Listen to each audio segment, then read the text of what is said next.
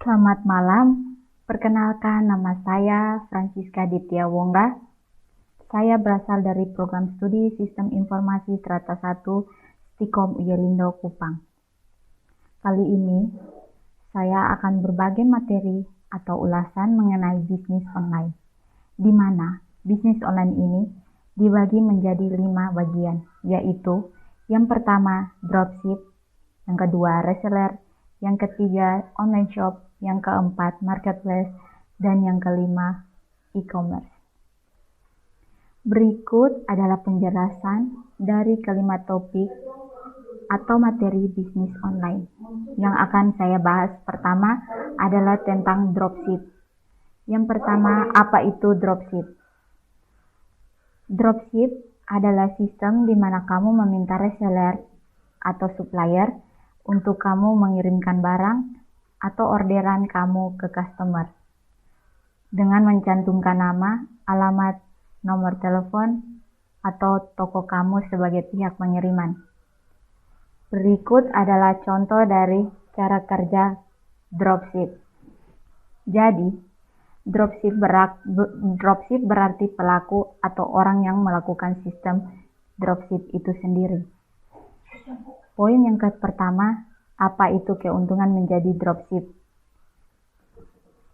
Karena cukup kamu pajang foto produk atau supplier kamu di FB, Twitter, grup, WA, atau IG story. Kamu tidak perlu lagi repot karena sepenuhnya ada di supplier kamu. Jadi, nggak perlu takut lagi barang yang kamu stok tidak terjual. Yang berikutnya, kamu tidak perlu repot-repot untuk packing dan kirim barang ke jasa ekspedisi atau ke barang ekspedisi pengiriman, karena sepenuhnya yang akan dilakukan oleh supplier kamu. Yang berikutnya, hemat tenaga dan waktu. Jadi, kamu bisa konsentrasi dan mencurahkan semua perhatian kamu pada pemasaran produk yang kamu jual. Poin yang kedua, apa syarat untuk menjadi dropship? Yang pertama, cukup punya nomor HP yang selalu aktif atau WhatsApp jika ada. Yang kedua, harus mempunyai rekening bank. Poin yang ketiga yaitu perbedaan reseller dan dropship. Reseller itu sendiri adalah seorang yang menjualkan barang yang sudah dibelinya kepada end user. Jadi, reseller akan mencari dan membeli barang dari grosir atau distributor yang bisa mensuplai produknya untuknya. Kemudian, menyetoknya, lalu menjualnya dengan harga yang lebih tinggi dari harga yang beli didapatkannya. Poin yang keempat, keuntungan menjadi reseller. Yang pertama, bisa mengelola stok dan melakukan audit terhadap ketersediaan barang yang dijualnya. Yang kedua, bisa menentukan harga jual sesuai keinginan.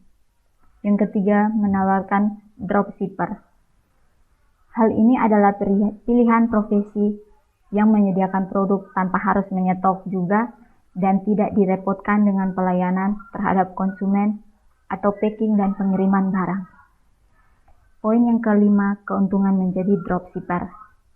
Yang pertama, tidak perlu memerlukan modal. Yang kedua, tidak perlu menyetokkan barang. Dan yang keempat, tidak bingung dengan proses packing ataupun pengiriman barang. Yang keempat, kekurangan menjadi dropshipper. Kekurangan menjadi dropshipper yaitu kadang tidak memiliki produk atau knowledge yang baik karena produk tidak dimilikinya. Yang kedua, promosi secara langsung kurang efektif, tidak memiliki produk fisiknya. Jadi, intinya, perbedaan dropship dan reseller, yaitu reseller bisa membeli dengan jumlah banyak, namun dropshipper tergantung permintaan customer. Jadi, bagaimana dropshipper bekerja? Katakanlah kamu membeli item dari dropshipper dengan harga 150.000. Kamu akan menjual barang dengan harga yang ditentukan. Oleh kamu, misalkan memberi harga dengan 400.000. ditambah 150.000 untuk pengiriman.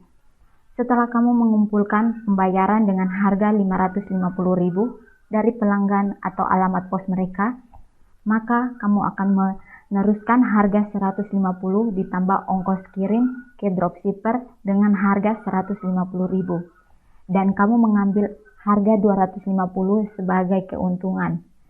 Tidak pernah membeli produk karena dropshipper akan mengirimkan barang tersebut ke pelanggan langsung. Jenis ini sangat bermanfaat bagi kamu. Sebagai agen dropshipper, memiliki cara untuk mendapatkan uang, cadangan, dan tidak memiliki modal. Overhead tidak, biaya kemasan tidak ada, dan dapat menciptakan hubungan sebaik dengan pemasok. Jadi, masih bingung atau ingin segera bergabung? Kita masuk pada poin yang kedua, yaitu reseller. Jadi, reseller itu sendiri berasal dari kata yang terdapat dalam bahasa Inggris. Kata re diartikan sebagai kembali dan kata seller dapat berarti sebagai penjual. Jadi, diterjemahkan ke dalam bahasa Indonesia, reseller artinya penjual kembali. Dan arti kata yang tersebut di atas sudah nampak jelas mengenai makna atau definisi dari reseller. Yang sebenarnya reseller ialah sebuah kelompok atau perusahaan atau individu perorangan yang membeli barang dan jasa dengan tujuan untuk menjualnya kembali, bukan untuk dikonsumsi dan digunakan sendiri, namun dijual kembali guna untuk memperoleh keuntungan dari hasil penjualannya tersebut. Berikut adalah cara kerja dari reseller. Cara kerja dari seorang reseller: membeli barang dari mana saja, bisa dari pihak produsen, supplier, distributor, agen, toko grosir, dan lainnya. Kemudian seorang reseller menstok berbagai barang atau persediaan yang akan ia jual kembali. Barang tersebut dipromosikan kemudian dijual kembali dengan harga yang lebih tinggi dari harga yang dibeli oleh reseller tadi. Dengan demikian, menjadi seorang reseller tidak banyak harus memiliki modal untuk membeli dan menyetok barang yang akan ia jual kembali.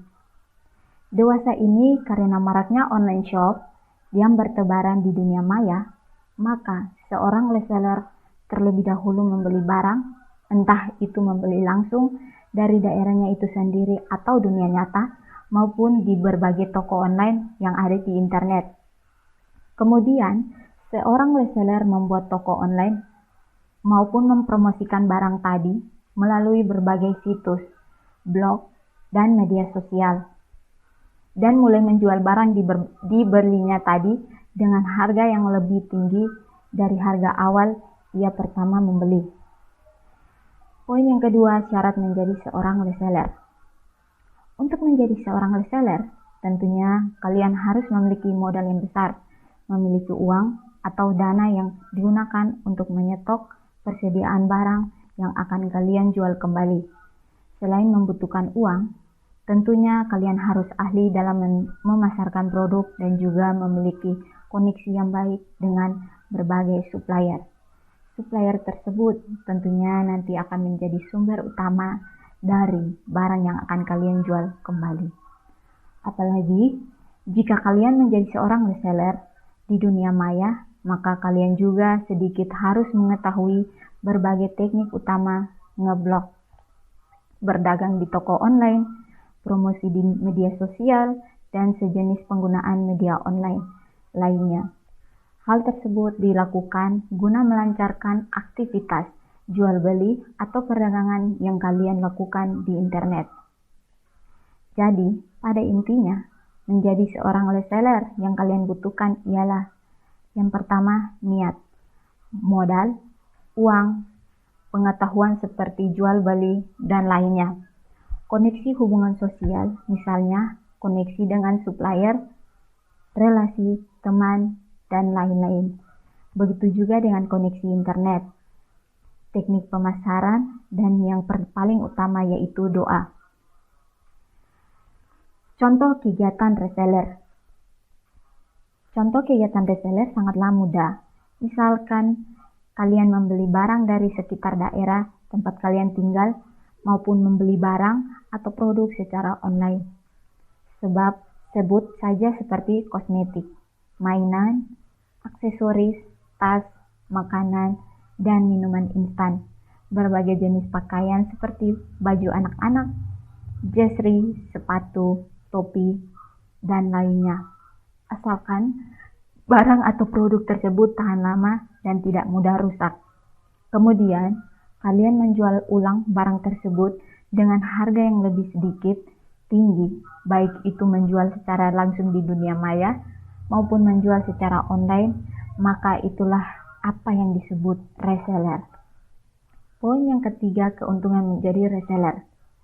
Ya, seperti keuntungan dari perdagangan lainnya, dari selisih harga jual dan harga beli yang kalian lakukan di dalam perdagangan. Maka, kalian akan mendapatkan keuntungan dari setiap penjualan barang atau produk yang kalian jual kembali. Kerugian menjadi reseller. Kerugian menjadi reseller sama saja seperti aktivitas perdagangan lainnya. Biasanya karena tidak lakunya barang, bisa juga karena menurunnya kualitas barang, rusaknya barang atau produk, dan berbagai faktor lainnya. Tentunya hal ini tersebut dapat mengakibatkan kerugian secara mental, fisik, maupun materi bagi seorang penjual atau reseller. Untuk menjadi seorang reseller tidak mungkin jika kalian tidak menggunakan modal, karena tanpa modal sepeser pun bukan gratis. Semua reseller sedikit banyak pasti membutuhkan uang atau membeli dan menyetok barang yang dijual kembali. Dan tentunya seperti aspek perdagangan yang lainnya, setiap kegiatan atau aktivitas jual beli pasti mengakibatkan adanya keuntungan maupun kerugian. Hal ini tentunya berlaku juga di dalam kegiatan reseller ini. Maka dari itu, sebelum memutuskan untuk terjun ke dunia reseller, banyak-banyaklah untuk mencari wawasan atau ilmu pengetahuan seperti perdagangan. Apalagi bisa kalian mau aktif menjadi reseller online shop dan lain sebagainya, maka ilmu seputar internet dan dunia maya juga harus sedikit banyak kalian kuasai. Apalagi ke depannya kalian tidak merugi karena tertipu dibohongi oleh sebagai karmer yang bertebaran di dunia internet. Reseller sendiri merupakan orang yang membeli produk di distributor atau supplier dengan harga yang lebih murah dari pasaran untuk dijual kembali dengan harapan mendapatkan keuntungan dari penjualan barang tersebut. Customer membeli produk dari distributor atau supplier dengan harga yang lebih murah dari pasaran untuk dijual kembali dengan harapan mendapatkan sejumlah keuntungan dari penjualan barang tersebut. Keuntungan menjadi reseller dapat menjual barang secara lebih leluas. Hal ini karena reseller memiliki stok barang sendiri sehingga tidak bergantung sepenuhnya pada supplier. Dengan begitu, reseller juga dapat menjawab pertanyaan konsumen dengan bergabung sepenuhnya secara cepat mengenai stok barang yang tersedia.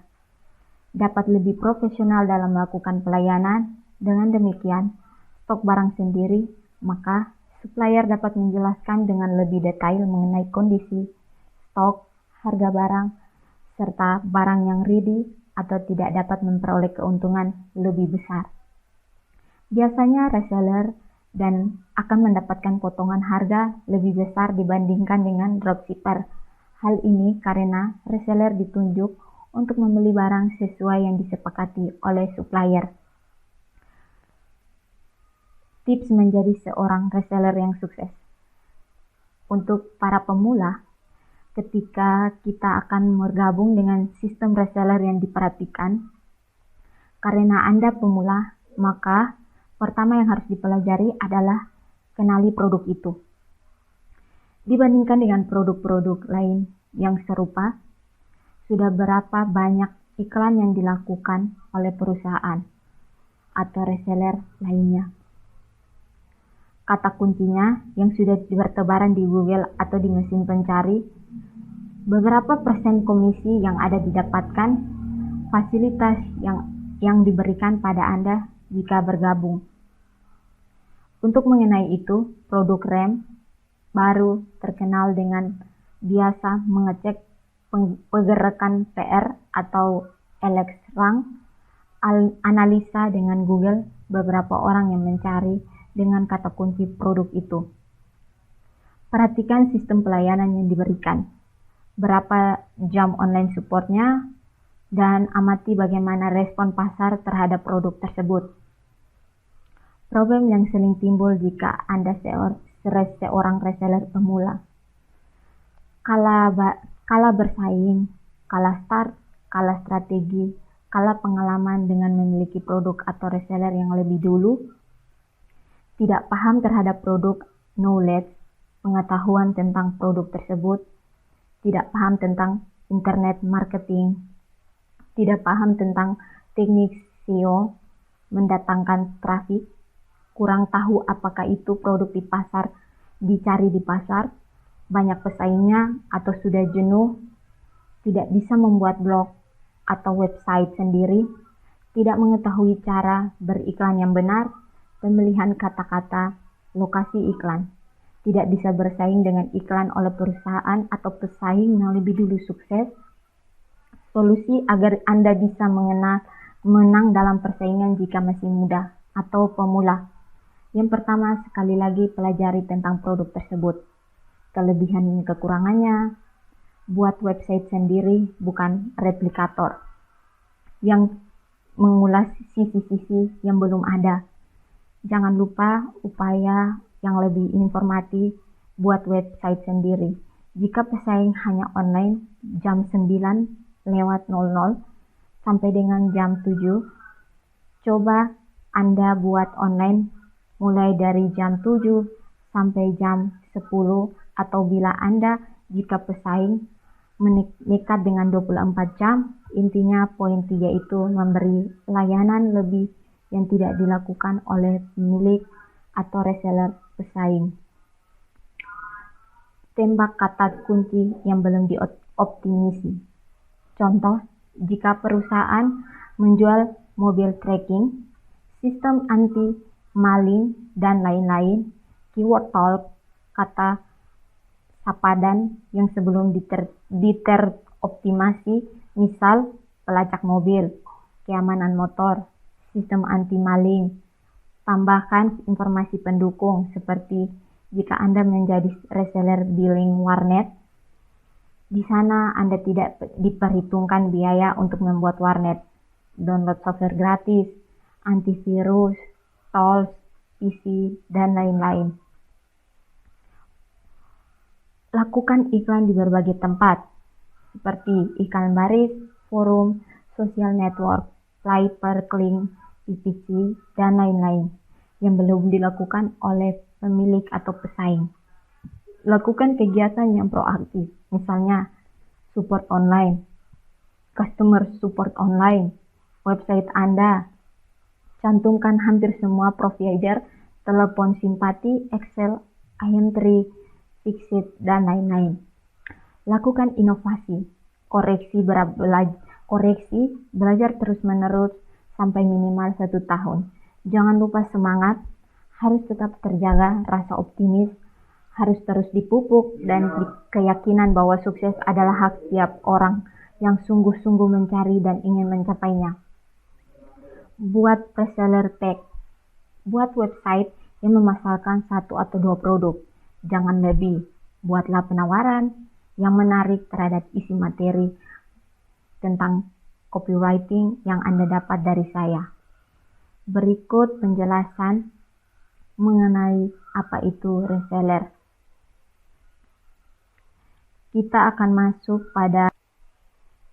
Kita lanjut pada poin yang berikut, yaitu online shop.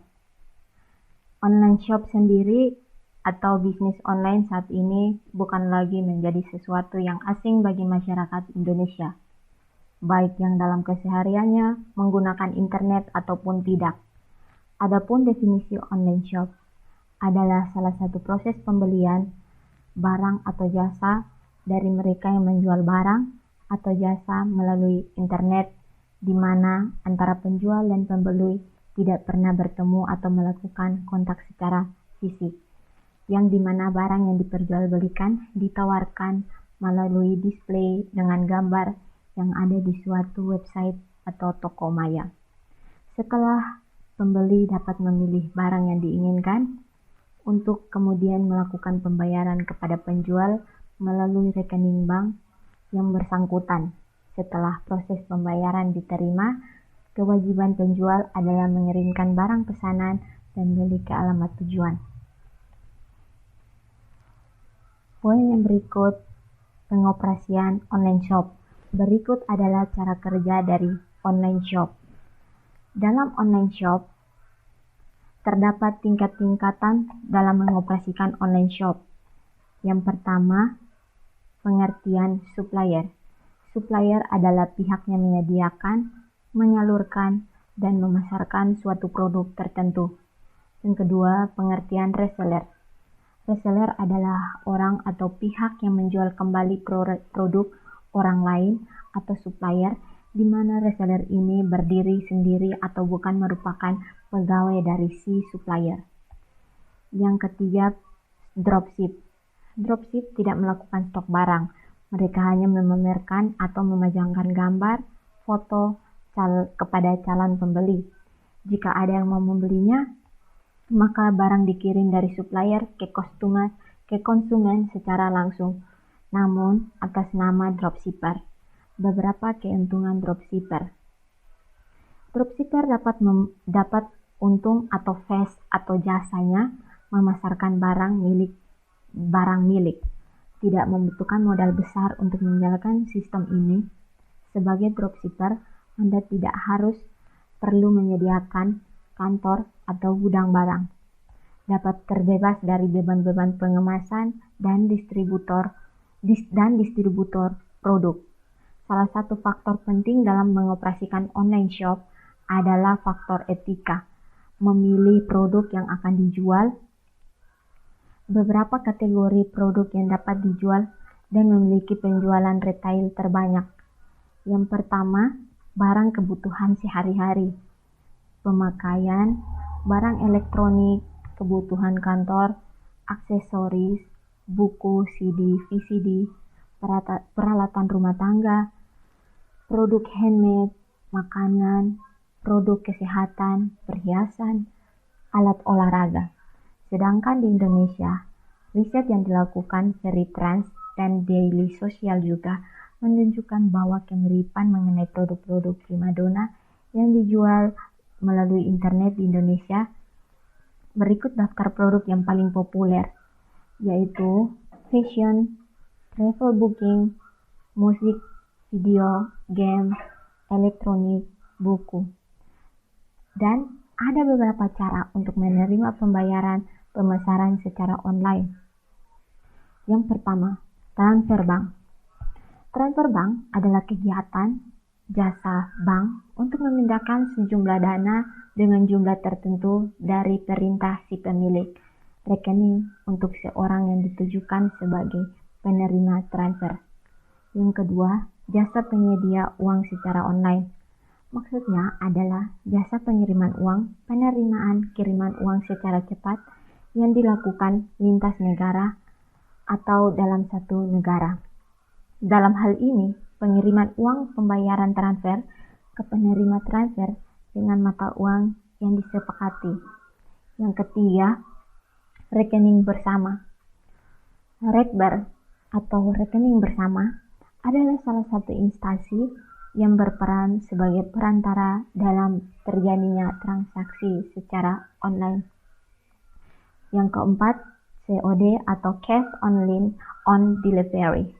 Yang dimaksud dengan COD adalah kegiatan bertemunya penjual dan pembeli barang yang pemesanannya dilakukan secara online dan bertemu di tempat yang telah ditujui oleh kedua pihak. Di tempat itu, penjual menawarkan barang yang dipesan oleh konsumen dan konsumen membayar barang yang telah dipesan. Pada umumnya, transaksi yang sering terjadi di Indonesia adalah melakukan transfer bank. Hal ini ditujukan dengan penelitian yang dilakukan oleh Veritrans Dailys yang menunjukkan bahwa transfer bank adalah metode pembayaran e-commerce. Transaksi melalui internet selain memiliki kelebihan memudahkan para konsumen untuk bertransaksi di mana saja dan kapan saja, ternyata juga mempunyai kekurangan, di mana pembeli tidak bisa bertemu secara langsung dengan penjual. Hal ini membuat tingkat kepercayaan pembeli rendah untuk melakukan transaksi via internet. Tetap keberadaan brand dan kepercayaan yang baik dari pelanggan membuat mereka, para konsumen, bersedia membayar dengan harga lebih untuk barang atau produk yang sama. Poin yang berikut adalah untuk menghindari rendahnya tingkat kepercayaan konsumen, maka owner online shop harus melakukan. Yang pertama, info produk. Perlu adanya informasi tentang barang yang jelas dan cukup rinci, karena calon konsumen tidak bisa langsung memegang dan membeli secara langsung barang yang akan dibeli. Info ini mencakup foto produk, pemilihan warna dengan menggunakan foto, info ukuran produk, info bahan, info pengecekan jumlah barang yang tersedia.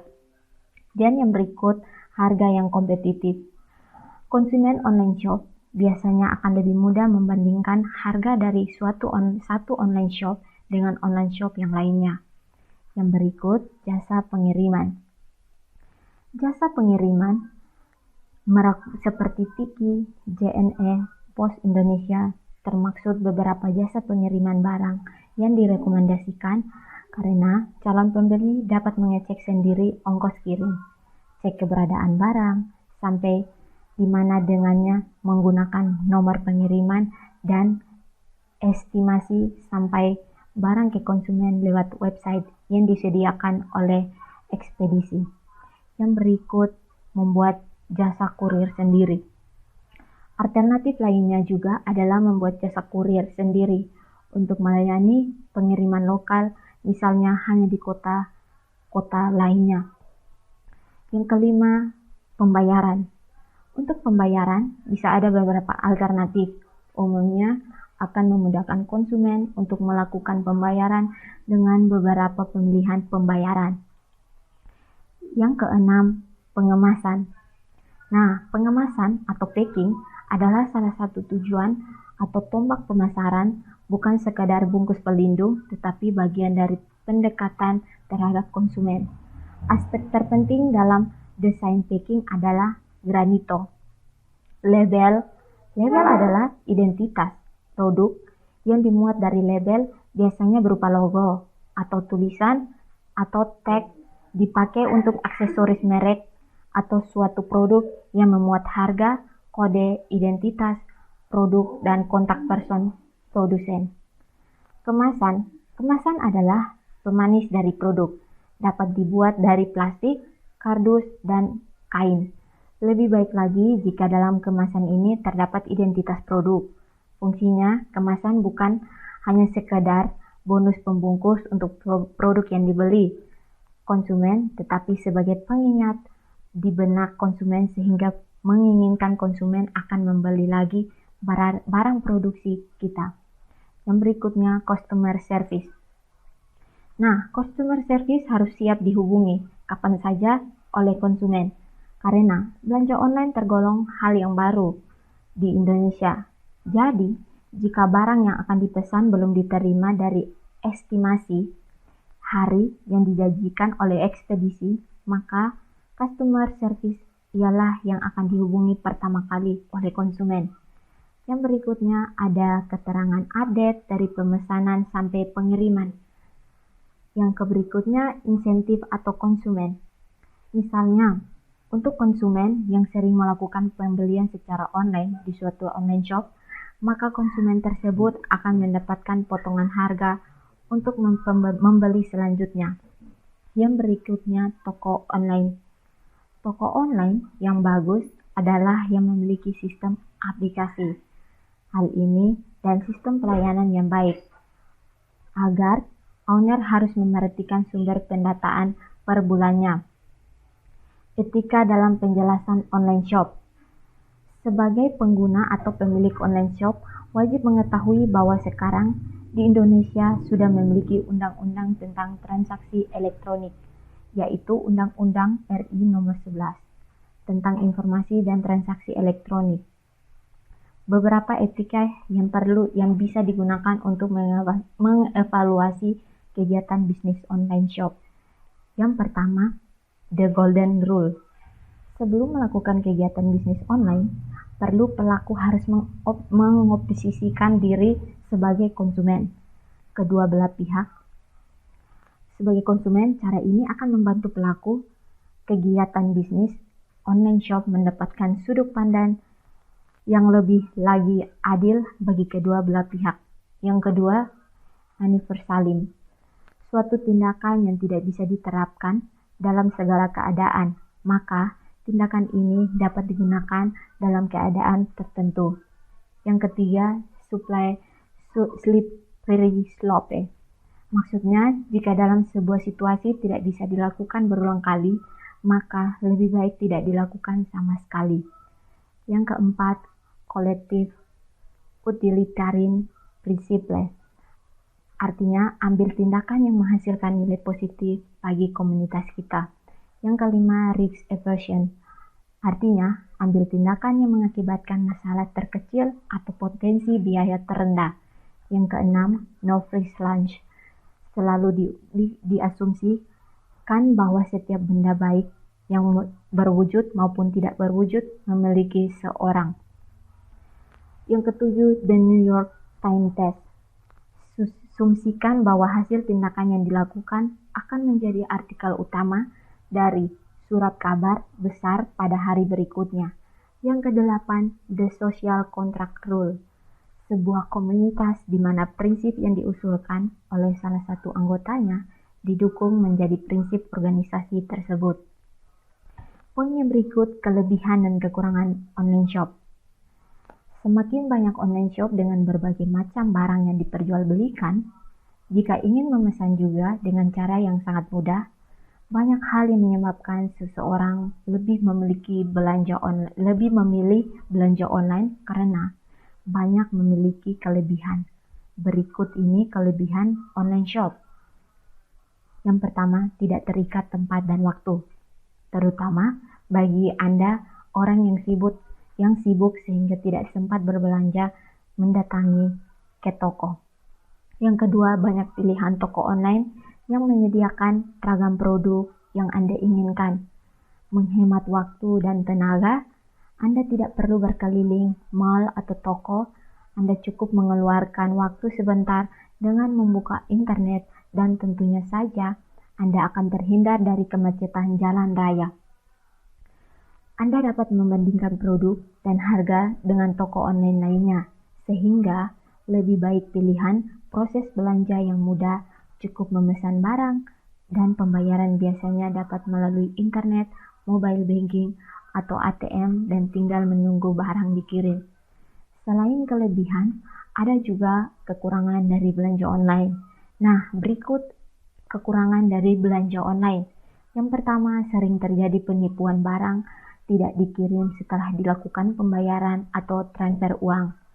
Fisik dan kualitas barang tidak sesuai dengan yang diharapkan.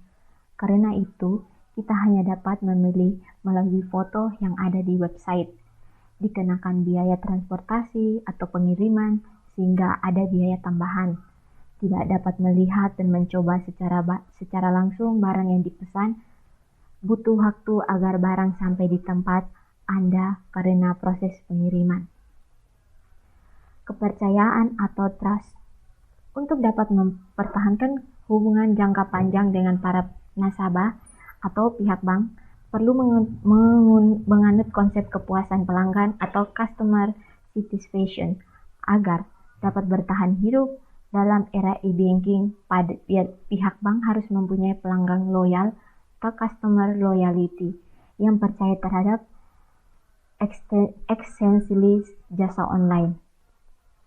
Seiring maraknya kejahatan internet seperti pembobolan akun, faktor kepercayaan atau trust menjadi hal yang sangat penting dalam penggunaan banking dalam transaksi perbankan. Konsep kepercayaan ini berarti bahwa nasabah percaya terhadap keandalan pihak bank dan dapat menjamin keamanan dan kerahasiaan atau privasi akun nasabah.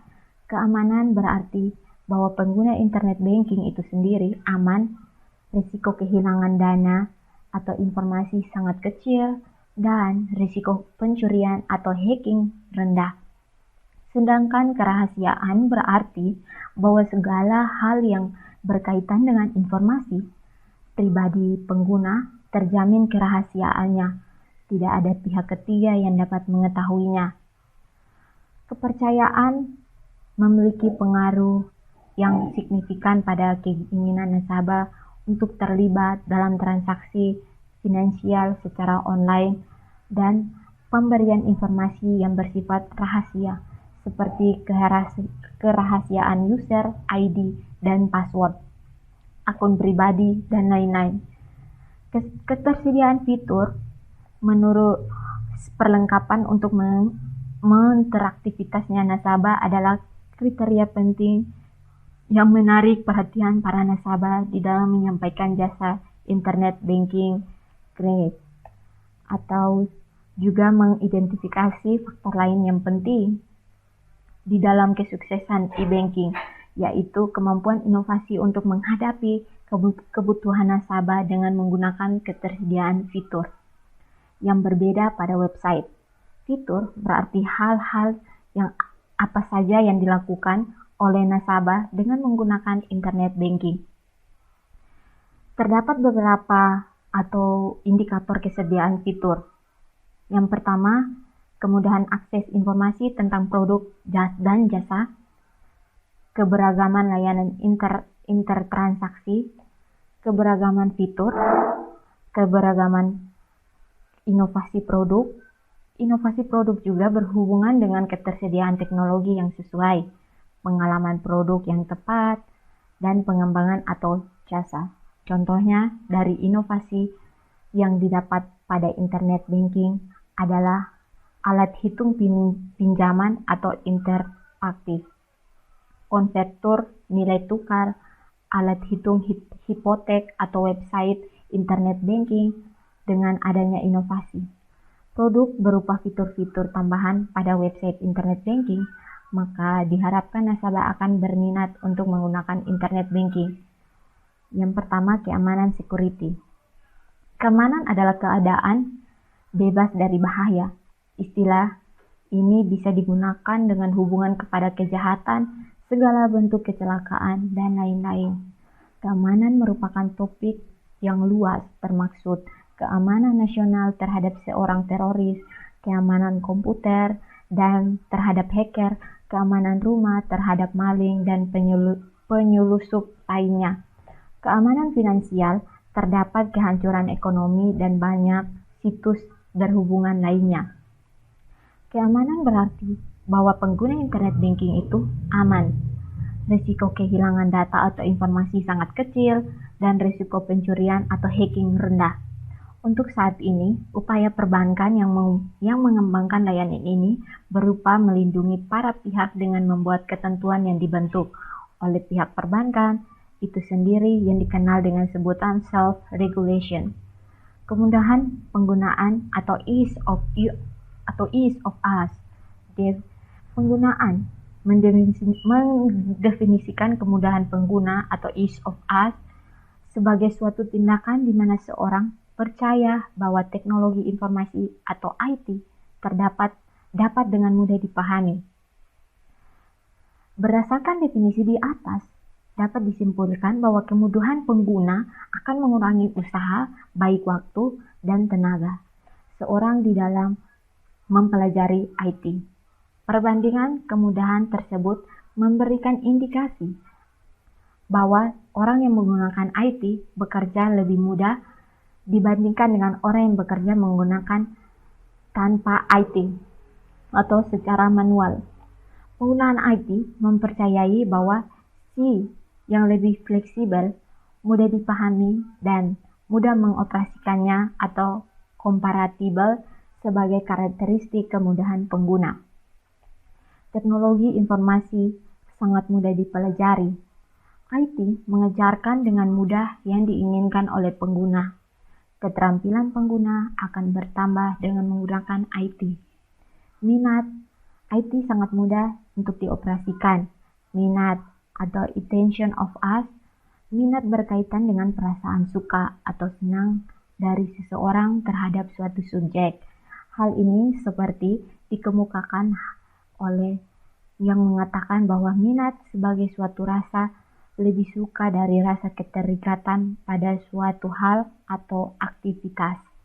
Tanpa ada yang menyeluruh, minat pada dasarnya adalah penerimaan akan suatu hubungan antara diri sendiri dengan suatu di luar diri sendiri. Semakin kuat atau dekat hubungan tersebut, semakin besar minat. Minat untuk menggunakan dapat didefinisikan sebagai bentuk keinginan nasabah untuk menggunakan atau menggunakan kembali internet banking di masa depan. Beri sekian penjelasan mengenai online shop. Kita akan masuk pada poin yang berikutnya, yaitu marketplace. Marketplace. Apa itu marketplace?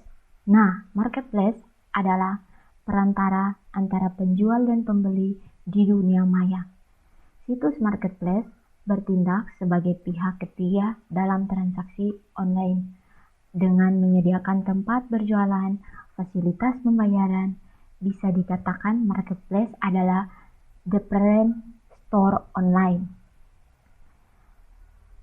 Jenis-jenis marketplace. Nah, berikut adalah cara kerja dari marketplace. Marketplace pada umumnya terdapat dua jenis kerja sama di situs marketplace Indonesia, yaitu marketplace murni dan konsumsinya. Yang pertama, marketplace murni. Cara kerjanya, marketplace murni adalah ketika situs marketplace hanya menyediakan lapak untuk berjualan dan fasilitas pembayaran. Penjual yang melakukan kerjasama marketplace diberikan keleluasan lebih banyak dibandingkan dengan kerjasama konsumsinya. Penjual berkewajiban untuk menyediakan deskripsi dan foto produk secara mandiri. Selain itu, penjual juga dapat menerima penawaran harga dari pembeli. Jadi, sebelum melakukan pembayaran, pembeli dapat melakukan penawaran jasa harga kepada penjual. Setelah mendapatkan harga yang disepakati oleh kedua belah pihak, pembeli bisa mengirimkan sejumlah uang ke rekening yang disediakan marketplace. Yang kedua, contoh marketplace konsumsiasi. Jenis kerjasama yang keduanya adalah konsumsiasi atau istilah mudahnya adalah titip barang. Jika penjual melakukan kerjasama dengan situs marketplace, ia hanya perlu menyediakan produk dan detail informasi ke pihak marketplace. Salah satu contohnya marketplace yang menyediakan kerjasama konsumsinya adalah Zalora. Contoh marketplace lain yang menggunakan jenis kerjasama ini adalah Beribenka. Pihak situs marketplace akan mengurus perjalanan dari foto produk, gudang, pengiriman barang, hasil fasilitas pembayaran, berbeda dari jenis kerjasama sebelumnya. Di jenis kerjasama ini, pembeli tidak melakukan penawaran harga karena semua alur transaksi ditangani oleh situs marketplace. Perbedaan mendasarnya terletak pada tanggung jawab penjual dan alur transaksinya. Alur transaksi di marketplace terjadi antara penjual dan pembeli, sedangkan kerjasama konsumsiasi melalui alur transaksi langsung ditangani situs marketplace. Yang kelima, contoh marketplace terbesar di Indonesia. Pesaing marketplace di Indonesia semakin ketat. Pemain-pemain baru dan lama perlu bersaing untuk merebut konsumen Indonesia. 5. besar marketplace di bawah ini semuanya termaksud dalam jenis marketplace murni karena jangkauan pasarnya lebih banyak dan beragam. Salah satu contohnya Tokopedia. Nah, Tokopedia adalah marketplace yang didirikan oleh William pada Februari. Di usia ke-10-nya, Tokopedia berhasil mendapatkan predikat marketplace terbesar di Indonesia dengan jumlah kunjungan per bulan mencapai 137 miliar. Tidak hanya itu, Tokopedia juga termasuk salah satu startup unicorn Indonesia, artinya evaluasi marketplace ini sudah mencapai lebih dari 1 miliar dolar Amerika. Yang kedua, Bukalapak. Di posisi kedua ini, ada Bukalapak yang juga menyandangkan gelar startup unicorn seperti Tokopedia. Bukalapak adalah marketplace yang didirikan oleh Ahmad Zaki pada 2010 di Bandung. Marketplace ini berhasil mengumpulkan 115 triliun pengunjung per bulan pada awal 2019. Yang ketiga, Shopee.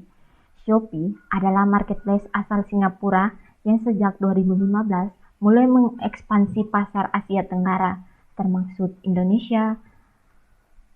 Setelah 4 tahun sejak ekspansi, Shopee berhasil menjadi marketplace terbesar ketiga di Indonesia.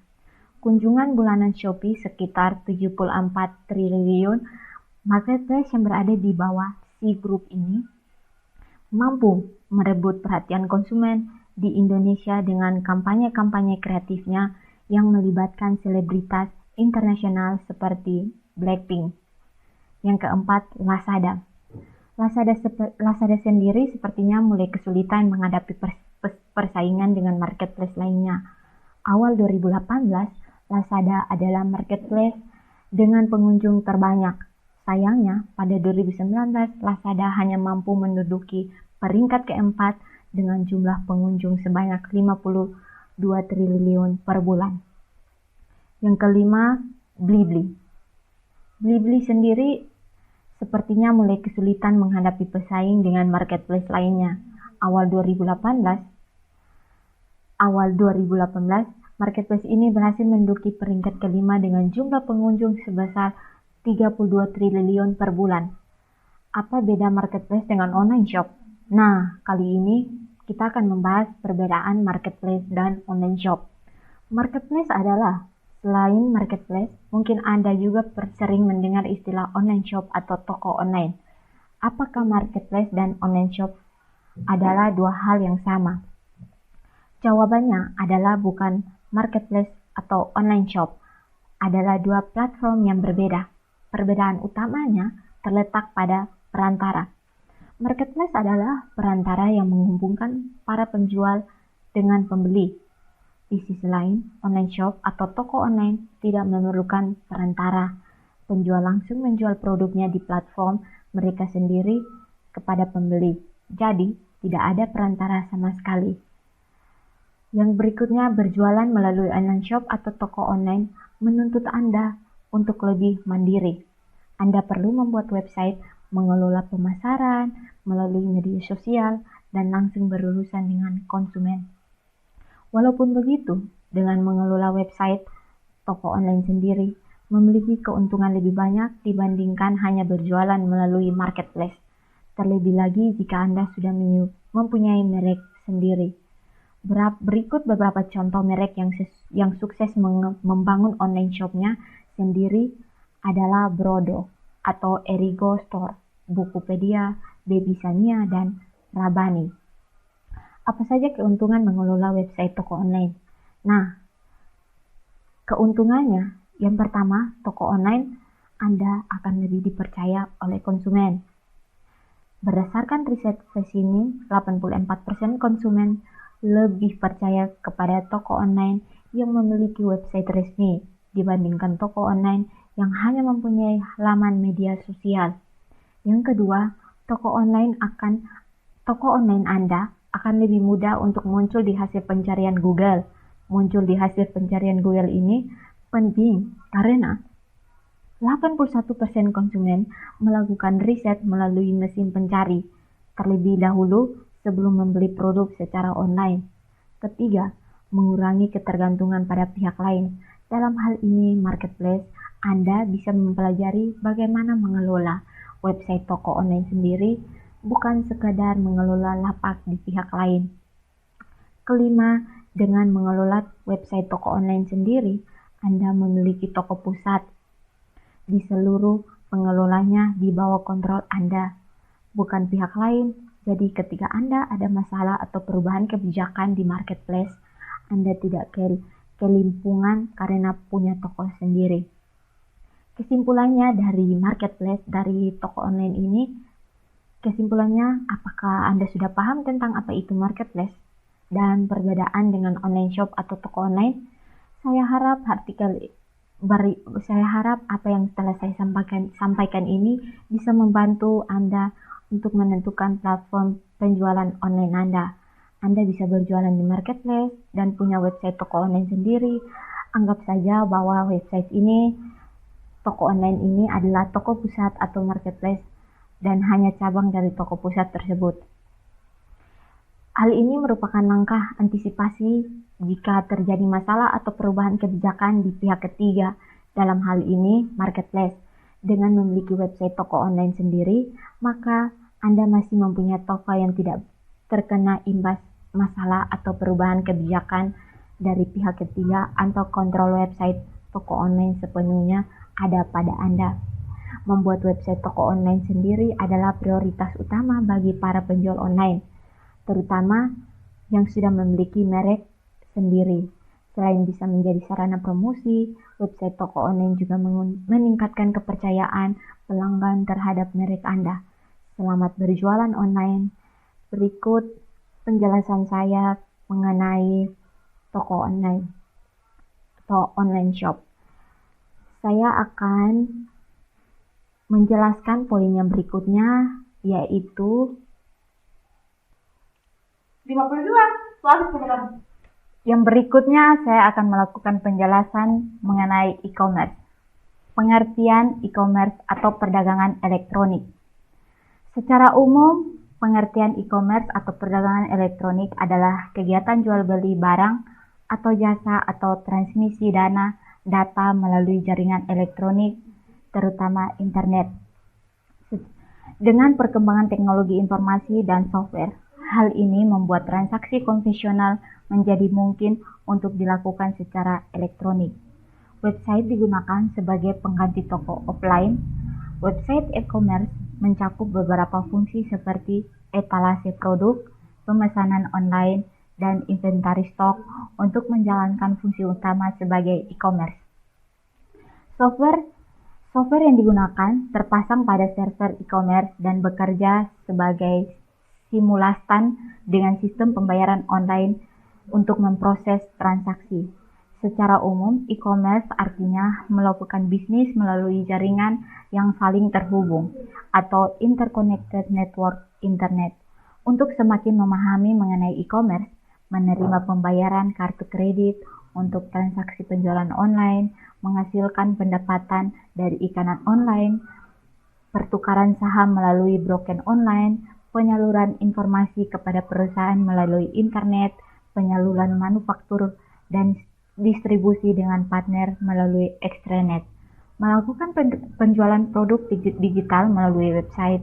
Transaksi e-commerce terjadi pada banyak ruang lingkup, mulai dari bisnis ke bisnis, bisnis ke konsumen, konsumen ke bisnis, konsumen dan ke konsumen, dan ke bisnis. Istilah e-commerce atau e-business sering digunakan secara bergantian juga dengan istilah e-tail dalam referensi untuk proses transaksional belanja online. Jasa pertukaran website, sejarah e-commerce. Nah, pada poin ini saya akan menjelaskan sejarah e-commerce. Awal mula perjalanan e-commerce dimulai dari tahun 1960-an, ketika bisnis mulai menggunakan Electronic Data Interchange atau ED untuk berbagai dokumen bisnis dengan perusahaan lain. Pada tahun 1979, American National Standard Institute mengembangkan ASCII X17 sebagai standar universal bagi pebisnis untuk berbagai dokumen melalui jaringan elektronik. Setelah jumlah individu yang saling berbagi dokumen elektronik tumbuh pada 1980-an, pada 1990-an muncullah eBay dan Amazon. Melalui revolusi industri e-commerce, konsumen sekarang dapat membeli barang dalam jumlah tak terbatas secara online. Hingga kini, e-commerce telah berkembang dan memiliki berbagai macam jenis, mulai dari B2C atau business to business, B2B atau business to business. Yang terbaru adalah O2O, online to offline.